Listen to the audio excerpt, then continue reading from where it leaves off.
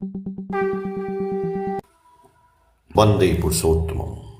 आज मैं आप लोगों के सामने श्री ठाकुर जी के जीवन की एक लीला जो उनके भक्त श्रीनाथ जी ने प्रस्तुत किया है वो मैं अपनी आवाज़ में आपके सामने व्यक्त कर रहा हूँ। ठाकुर जी के पिताजी ने कहा कि तुमको डॉक्टर बनना है। परम प्रेम में श्री ठाकुर डॉक्टरी की एंट्रेंस परीक्षा में शामिल नहीं हो पाए और दिए भी नहीं, मगर डॉक्टर बनने के लिए कुछ तो करना होगा, क्योंकि पिताजी ने कहा है। डॉक्टरी करना तो बुरा नहीं है। उन्होंने सोचा कि चेष्टा करके देखते हैं। पिता की बातों के अनुसार वो कलकत्ता चले आए। सोचे कहाँ प्रवेश पाया जा सकता है। बौ बाजार शरत मल्लिक का नेशनल मेडिकल स्कूल। अनुकूल चंद्र जाकर बोले कि मुझे भर्ती कर लें, मैं डॉक्टरी पढ़ूंगा। पिताजी की बातें सुनकर उन्होंने अपने अंदर में जिद पकड़ ली थी। देह वैद्य यानी डॉक्टर बनने का शौक हुआ है। त्रितापहरी का देह की चिकित्सा करते करते ही देही की चिकित्सा शुरू करेंगे। जरिष्णु के आवरण से परम जिष्णु को बाहर निकालेंगे। कहाँ तक पढ़ाई हुई है, उनसे प्रश्न किया गया। आजकल तो बिना एंट्रेंस पास किए भर्ती नहीं लिया जाता है। अधिकारी ने अनुकूल चंद्र को जानकारी दी। मगर मुझे तो डॉक्टरी पढ़ने का शौक हुआ है सर, सिर्फ परीक्षा ही नहीं दे पाया हूँ। लेकिन तुम तो कह रहे हो, हम लोग कैसे जानेंगे? तो मेरी परीक्षा ले लें। अनुकूल चंद्र छोड़ने वाले नहीं थे। अधिकारी राजी हुआ। एडमिशन टेस्ट हुआ। बहुत कठिन कठिन प्रश्न उसमें दिए गए। वे अच्छी तरह से जांच लेना चाहते थे। अधिकारी को खुश करके अनुकूल चंद्र परीक्षा में उत्तीर्ण हुए। डॉक्टरी पढ़ने के लिए भर्ती हो गए। उनके दूर के संपर्कित कोई आत्मीय बहुत सारे रुपए पिताजी से उधार लिए थे। पिताजी ने अब कहा, रुपए अब थोड़ा थोड़ा चुकाने, नहीं तो लड़के को पढ़ा नहीं पाऊंगा।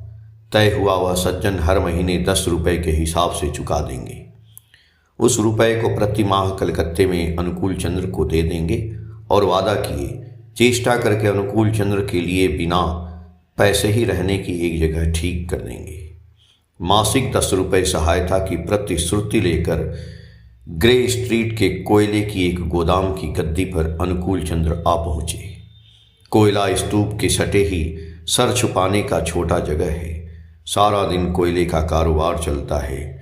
24 घंटा कोयला का गर्द उड़ता रहता है। कपड़े लत्ते एक दिन में ही काले हो जाते हैं। रोज परिष्कार करने का पैसा कहाँ है? इस 10 रुपए में खाना पीना सब कुछ, उसमें ही शामिल है कलम पेंसिल। फलस्वरूप कुछ भी नहीं होता है। हिलाने पर कपड़े से मैला बाहर निकलता है। अपना श्री भी तथैव च। और पद शोभा की जरूरत नहीं है। अब एकदम नग्न पद, और क्या ही जो होगा पदावरण से।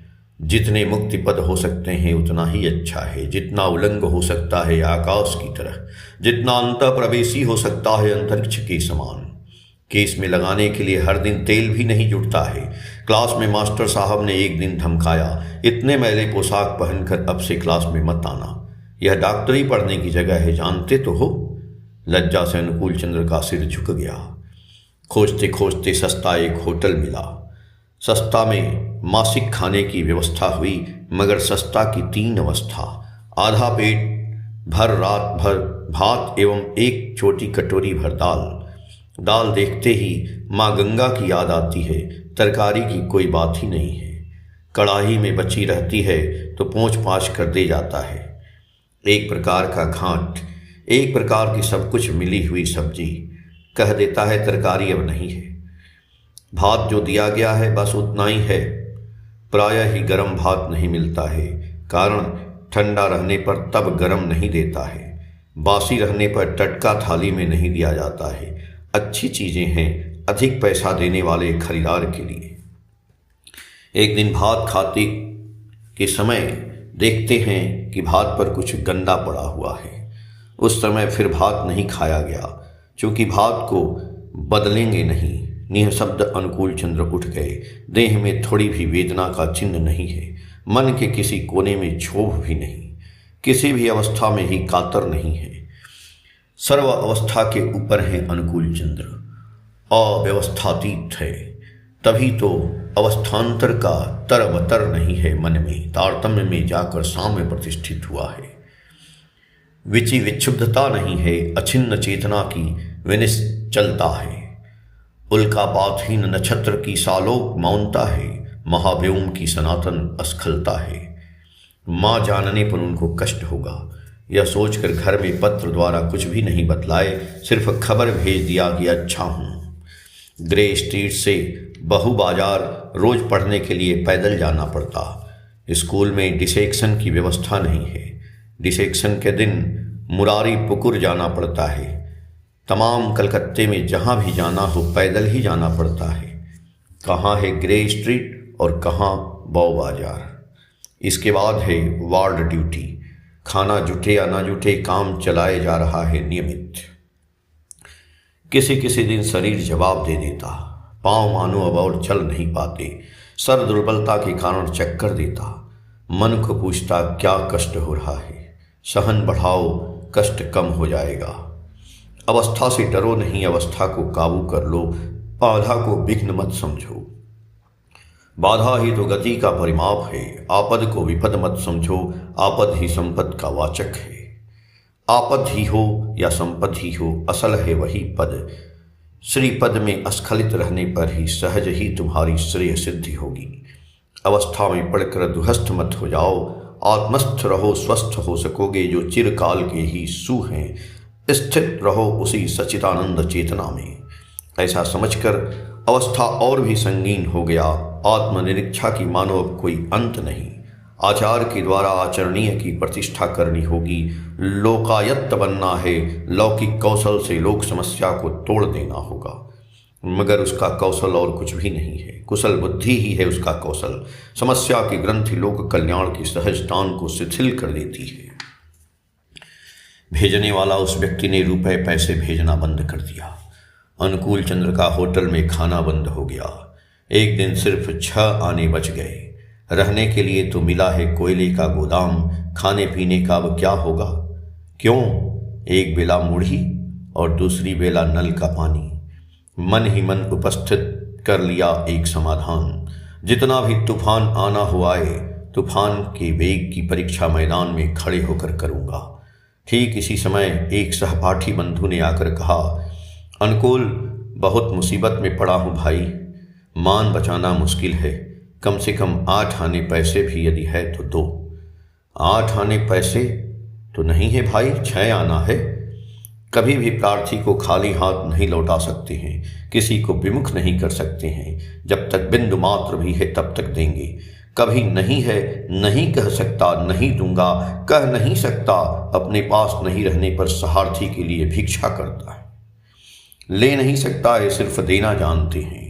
हाथ फैला नहीं सकते हैं, स्वतः ही हाथ देने के लिए उलट जाते हैं।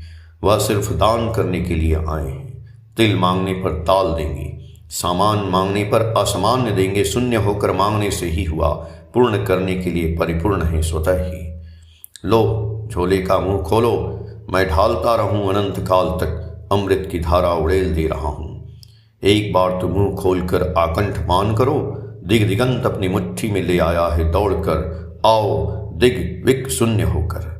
बचपन का इतिहास भी यही है। किसी के घर में खाने का कुछ नहीं है, माँ को प्रेम से बहलाकर घर से चावल दाल निकाल कर दे देगा। किसी को 2 रुपए की जरूरत है, रुको देखता हूँ। माँ के पास जाकर कहते हैं, माँ मेरी 2 रुपए तो दो। माँ अभी ही दो, नहीं तो छोड़ूंगा नहीं। माँ अपने बच्चे को पहचानती है। यदि नहीं देती है तो आज वह उपवास कर लेगा, इसलिए हाथ में नहीं रहने पर भी जुगाड़ कर दे देना पड़ता है। यह भी है वैसा ही, अभी तो 6 आने पैसे हैं, कैसे नहीं कहेगा। इसी के कारण खाने के लिस्ट से मुढ़ी का नाम हट गया। अब बचा सिर्फ नल का पानी। नल के पास जाकर भरपेट जल पीते आए। दोनों शाम सिर्फ पानी पीकर 2-4 मील पैदल स्कूल जाना, फिर आना पड़ता है। मृतदेह का डिसेक्शन करने मुरारी पुकुर भी जाना है। अस्पताल के वार्ड में नाइट ड्यूटी देते हैं। काम के वक्त थोड़ी भी ढिलाई नहीं। पानी पीकर 2 दिन बिताए। पानी मानो सिर्फ पानी। तीसरे दिन अब और बर्दाश्त नहीं कर पा रहे हैं। घर से निकले हैं। पेट में बीच बीच में यंत्रणा हो रही है। खाली पेट में लगातार सिर्फ पानी पीने से वह सहन करेंगे कैसे? पित्त होने लगा। क्रमशः ही बढ़ने लगी यंत्रणा। अंत में पथ पर चलते चलते अस्थिर हो गए। स्कूल में जाकर पहुंचे। यंत्रणा से लगभग अचेतन हैं। बैठा नहीं रह पाए, सो पड़े एक बेंच पर। एक सहपाठी ने देखकर पूछा, क्या हुआ है? इंगित कर सिर्फ पेट को दिखला दिया। जितना हो सका समझा दिया। रोग के सारे उपसर्ग। सहपाठी लड़का एक मास्टर साहब को बुलाकर अनुकूल चंद्र को दिखलाया। मास्टर साहब ने जांच कर प्रेस्क्रिप्शन लिख दिया। मल्लिक बाबू का स्कूल खूब बड़ा स्कूल नहीं है। आउटडोर में ज़्यादा औषध नहीं रहता। आउटडोर के कंपाउंडर ने प्रेस्क्रिप्शन लौटा दिया। कहा, सारे औषध यहाँ उपलब्ध नहीं होंगे, बाजार में जाकर दुकान से खरीदना पड़ेगा। बाजार के फार्मेसी वाले ने देखकर कहा, 12 आना से कम में औषध नहीं दे पाएंगे। 12 आना? बाप रे! अनुकूल चंद्र ने सुनकर कहा, तो भाई मेरे लिए औषध खाना संभव नहीं हो पाएगा। 12 आना तो दूर की बात, मेरे पास तो एक अधली पैसा भी नहीं है। तो क्या होगा? बिना औसत के ही अनुकूल चंद्र पड़े रहे। अंत में 4th ईयर का एक छात्र ने देखकर कहा, तुम्हें पैसा नहीं लगेगा, मैं तुम्हारे लिए औषध ला दे रहा हूँ। थोड़ी ही देर में वह सोडाबाई कार्ब ले आया। कहा, यह डोज भाग करके दिया। थोड़ी देर के अंतराल में पानी के साथ लेते रहना। उसकी ही कुछ मात्रा खाने के बाद अनुकूल चंद्र सुस्त हो गए। अपने कष्ट की बात फिर भी किसी से नहीं कहे। कैसे कहेंगे? खा नहीं पाया हूँ, तुम्हारे घर में 2 कौर भात खाऊंगा। उधर घर में भी कुछ नहीं लिख पाया। यह उसकी सोच के ही बाहर है कि अपनी बात कहकर माँ पिता को अस्थिर कर दें। ठीक किया, किसी को कुछ नहीं कहेंगे, अभिभूत नहीं होंगे, किसी अभिभावक को कभी भी अभिनंदन नहीं करेंगे। रास्ता नहीं है तभी तो रास्ता निकालना पड़ेगा। प्रज्ञा की प्रणामी देकर प्रतिज्ञा को बलिष्ठ करना होगा। तय किए, अभाव में रहने पर ही सेवा देना होगा। सेवा स्वभाव की दवाई पड़ते ही अभाव व्याधि दूर हट जाएगी। लोगों में तो एक कहावत है, अभाव में स्वभाव नष्ट। विचार कर देखा, नहीं वैसा क्यों होगा? स्वभाव का नष्ट होना ही है अभाव। स्वभाव से सेवा का अभाव नष्ट होते ही अभाव आएगा। कौशल से कुशल जाते ही मेरा पथ कुशल है, एकदम से कुश कंटक से आकीर्ण। अंग्रेजी में कहा गया है, मैन प्रपोजेज गॉड डिस्पोजेज। सोचा ठीक ही तो है। मनुष्य प्रपोज करने पर ही भगवान डिस्पोज करेंगे। प्रार्थना करने पर ही पूर्ण करते हैं, इच्छा रहने पर ही मिला देते हैं।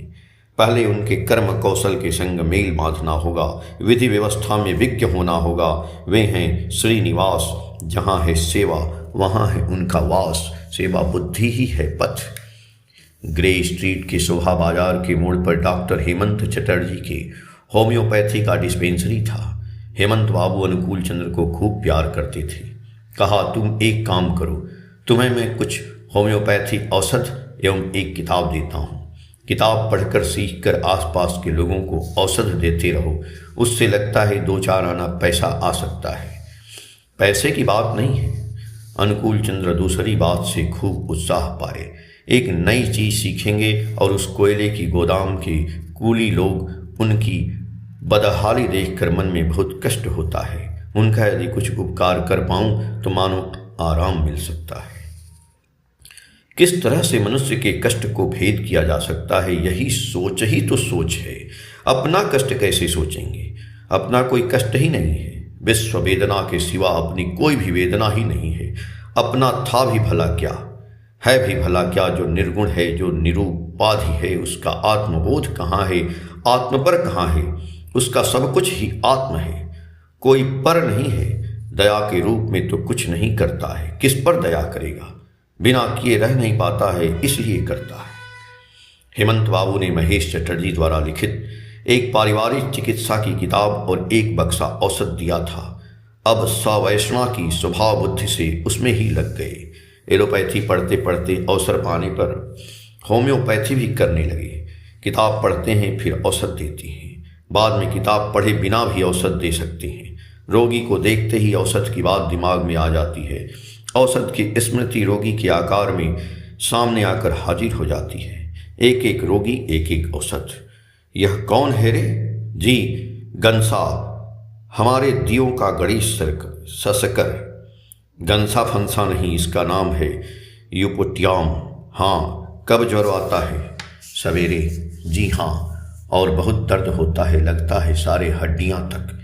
और कहना नहीं होगा, ठीक है, रोगी दर्शन से ही औषध निर्वाचन हो गया है। 200 पावर का 2 डोज से ही रोग में आराम। अधिकांश ही कोयला डिपो के कुलीगण रोगी थे। कोयला डिपो के सटे ही मिस्त्री का कारखाना था। मिस्त्री के कारखाने के मजदूर गण आकर अनुकूल चंद्र के निकट आ जुड़ते। सिर्फ क्या औषध पी पाते थे? पाया है निर्विशेष प्रेम, पाया है सेवा, पाया है आत्मीयता। औषध तो देते ही हैं, बीच बीच में कुछ पैसा जमा करके कपड़े लत्ते भी बच्चों के लिए दे देती हैं। औषध के लिए पैसा नहीं लेंगे, फिर भी वे दबाव देकर पैसा देती हैं। पैसा देने पर तुम्हारा कैसे चलेगा? वे जानते हैं वे उनकी ही चीज है, उनके अपनी चीज को वे घर में ले आना चाहते हैं। औषध आज भी उनका, दादा ठाकुर भी उनका। अनुकूल चंद्र जब छुट्टी में घर जाते तब वे दल बनाकर स्टेशन छोड़ने आते। कहते, लौटोगे तब इसकी जानकारी देना। वापस आने के दिन भी दल बनाकर सारे कुली स्टेशन पर आकर हाजिर हो जाते। कब दादा ठाकुर की छुट्टी होगी उसकी गिनती वे करने लगते। मानो अनुकूल चंद्र के न रहने पर उनका चलना ही नहीं, मानो जीवन का एक मूल्यवान अंश है वह। उस प्रेम प्रीति के खान नयन मणि मन के मनुष्य हैं वे। सभी अपने हैं, कोई पराया नहीं। फिर भी मन जाने कैसा कैसा करता है। माँ को देखना बहुत दिन हो जाने पर मन अस्थिर हो जाता है। मगर घर जाते ही मोहल्ले के लोग कहते, ओ माँ, दर्द हुआ है, अभी ज़्यादा दिन लड़के को घर में रहने नहीं दो, पढ़ाई नहीं होगी, बुद्धि नष्ट हो जाएगी। माँ भी ठेलती, जाओ कलकत्ता जाओ, यहाँ रहने पर पढ़ाई लिखाई में क्षति होगी। 2 दिन घर में रहकर खाकर मुंह का स्वाद बदलना भी संभव नहीं हो पाता है। छुट्टी खत्म होते ही कलकत्ते में लौट आना पड़ता है। डॉक्टरी किताबों का मूल्य बहुत ज़्यादा रहता है। बहुत सारे किताबों की भी ज़रूरत होती है। कभी कभी किताबों के लिए घर में पत्र लिखना पड़ता। माँ को लिखते, माँ, इस किताब के बिना काम नहीं चलेगा, अंदाजन इतना रुपया लगेगा, देखो जहाँ तक जुगाड़ कर सको। माँ पत्र पढ़कर मोहल्ले के लोगों को सुनाती, अनुकूल का पत्र आया है, यह देखो। फिर शायद किताब खरीदना पड़ेगा, इतने रुपए लगेंगे। मोहल्ले के लोग सुनकर कहते, ऐसा क्या, इन कतिपय किताबों का इतना ज़्यादा दाम? इतना बड़ा एक रामायण सिर्फ 2.5 रुपया है और सिर्फ एक किताब का 12-14 रुपया। माँ, हम लोगों को तो जाने कैसा लगता है, जो भी हो समझ बूझ कर करेंगी। विदेश में बच्चे के हाथ ज़्यादा पैसा देकर उसका दिमाग बिगड़ न जाए। माँ ने समझा, बातें तो ठीक हैं, इतना भर रुपए भेजती कि एक भी किताब खरीदा नहीं जा सकता। जहाँ तहाँ से मांग कर अनुकूल चंद्र को किताब पढ़ना पड़ता। फिर पढ़ाई अच्छा ही करते। शिक्षा फिर भी अपूर्ण नहीं रहती है। चिकित्सा विद्या में विशेष व्युत्पत्ति अनुकूल चंद्र के भीतर देखा गया।